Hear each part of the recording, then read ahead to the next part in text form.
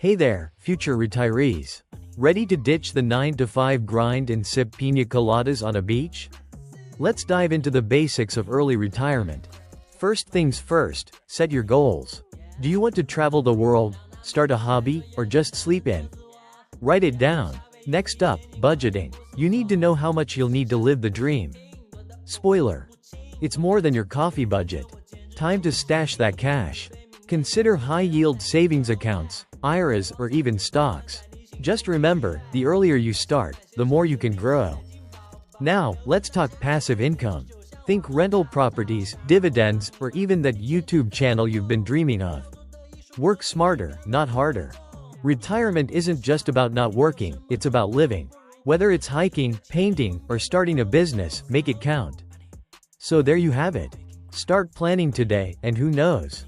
You could be living your best life sooner than you think. Don't forget to like and subscribe for more tips.